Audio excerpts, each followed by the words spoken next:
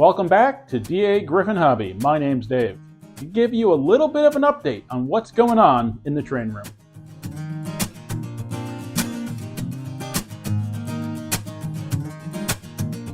There's a lot happening and not a lot happening at the same time. There's a lot of progress I'd really like to be making right now, but it just isn't happening. I'm still pretty much on board to do my layout extension, and unfortunately, it's just held back by a lot of other factors. The largest factor probably being the cost of the supplies. And this is just not the time of year to be spending money I don't need to spend. I think I might need to wait at least until January or February to really start working on it. But that doesn't mean I can't plan. And since planning is not something I'm great at, I think I should take the opportunity to work on that particular skill. In order to actually start building, I need to clear some stuff out of the train room, and some of it is going inside. But before it goes inside, I need to finish updating the room that stuff is going into. And again, I don't want to be paying for supplies this time of year. So you see, there are a lot of levels to it. It's not just a matter of doing it. It's a lot of prep has to happen, and then it's just got to make sense. So as much as I'd love to start it now, I think it really does need to wait. Hopefully late winter, very early spring. Really hope it's not next June and I still haven't started on it. One of the other big factors that's going to keep me from progressing on the layout at this point is the weather. And even though I did get a little bit of installation done this, I didn't get nearly the amount of work done that I had hoped. So this room is still frigid. It was 40 degrees in here earlier. I put my little heater on and it's warmed up to a lovely 48 degrees, which is warm enough to get stuff done, but not really warm enough to be comfortable. Hopefully, I can set up some sort of a repair station inside so that I can work on some trains without freezing my fingers. Since it's going to be harder for me to get out here to the train room because of the weather, I just finally put together my 3D printer and started playing with that. I'm still working on printing my first building, but so far, I'm pretty excited. So this is the model I've been working on in the last day or so. I think the creator said it was the first one he had done, and it turned out being a little small. But standing it next to this other building right here, I think it's close enough. And if it's too small for the front, maybe I'll put it behind something or down a side street. But it's a pretty neat, detailed piece, and it's actually supposed to be one of the buildings on Main Street in Walt Disney World. And he has done maybe 4 or 5 different buildings, all from Main Street. So I'm going to try to print those. I'm really just learning the basics of 3D printing, and I don't know, so far the possibilities are just astounding. I've been sort of looking for O-scale building kits that I could kit bash so that I'm not stuck with the way that buildings are produced, and I can kind of have more freedom to do whatever it is I want. It's really just great timing that I just started doing the printing, and I think it's going to work out really well. I want to be able to print some basic flat walls with a couple windows so that I can use them for the sides of buildings and the backs, you know, depending on where they're going to go and if those sides and backs are going to be visible. Otherwise, I'll probably use something like a foam core or cardboard or the side and rear walls. But at the moment, I'm just trying to get my head around the printing of the front walls and getting it done in a way that it's going to look okay.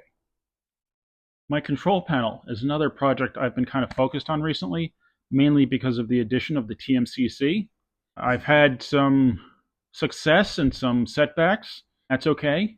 I'm having trouble visualizing the wiring and how I want it to go, how I want to route everything, because I really don't want a jumble of wires. You might be able to see some multicolored wires back there, and I do have some more that I can kind of, use red for one loop, yellow for another loop, green for another loop, so that at least I have an idea.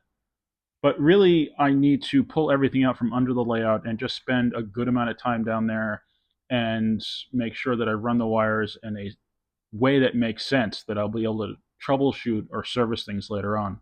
That's not a big deal really for the loops because there's not a lot of wires involved there. What's setting me back a little is the wiring for lights and accessories. Now, I'm not going to have a lot of post-war accessories on this layout. I do have my rotating beacon tower, and I want that on there. It's just a classic piece, and I really like it, and I finally have it working, so I definitely want it there. Mostly what I'm thinking of is a lot of LED lights. I want lights in everything. Cars, trucks, buildings, street lamps, whatever. I want a lot of them. How do I do that in a way that I don't end up with just a rat's nest of wires under the layout?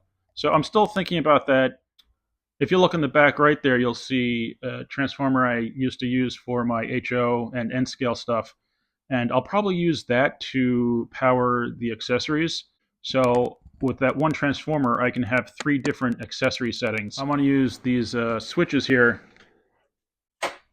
so that I can have different zones or different themes. I'm having microphone difficulties, so I apologize if the quality isn't great from here on out. So I've got plans for the lighting. It's just a matter of getting my head to a space where I can do the wiring in such a way that I won't regret later.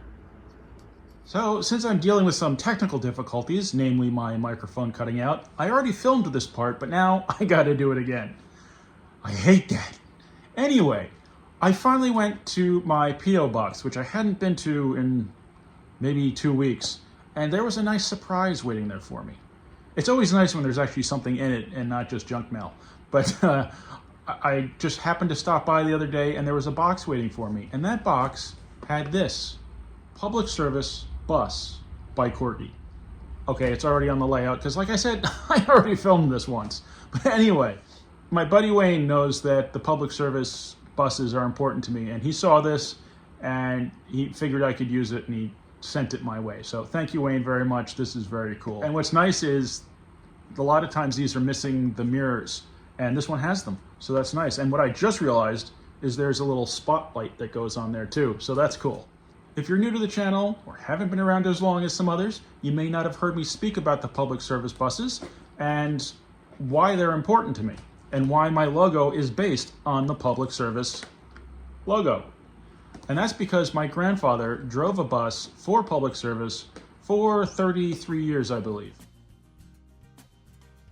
And he's the one that I feel is the originator of my interest in trains, cars, buses, anything transportation related. He was a big fan of trains and trolleys and buses. And I think he kind of instilled a love for all of this in me. And it's a really great connection for me to use the public service as a basis for my logo because that family connection is very important to me for the hobby. My grandfather was into it. My one uncle was into it. And when I was a kid, he had a huge Lionel layout in his basement. And I would just stand there in awe of his layout. And I just have so many memories of that layout. I mean, even if it wasn't running and nobody was down there, I would go down to the basement, turn on the lights, and just stare at the layout. It's great that now I have a couple of his engines, so I can run them, and it's like I'm back there again, and it is just really nostalgic and really great. One of my other uncles is big into trains, the other family train nerd, and he has a huge HO layout in his basement. And it's you know, it connects me to all these things, you know, and it's a lot of memories, a lot of nostalgia, and it just makes the hobby that much more important to me. So that might be a bit more information than just, hey, thanks for the bus, but that's why these public service buses are as cool as they are to me. I have one public service sign. It's like a 12-inch round placard or whatever that used to be on the front of the public service buses. At one point, probably when they were retired, my grandfather got a whole stack of those and he had enough for each one of his grandkids. And I'm pretty sure we all still have them. Mine's up on the wall over here behind the layout and I love having it there. And it's amazing to me how long it took me to realize that that was the perfect basis for my logo. And the day it did, it was like a light bulb just went off and I was like, wow, how did I not think of that earlier? So I'm thrilled to add this bus to my collection. So the 3D printing. This is pretty neat. And if I decide this is too small, I don't know how yet, but you can scale things up or down. So I could always scale this up a little bit and print it again and see how it turns out. And I'm really thinking, at least for the beginning, any of these 3D printed buildings that I make are probably going to be for more background and, you know, space filler. So they don't need to be highly detailed. I mean, this one's pretty cool. You know, the detail across the top, the awnings on the window. I'm currently printing the front for the sign here. That's got a nice design to it, and the doors that go here.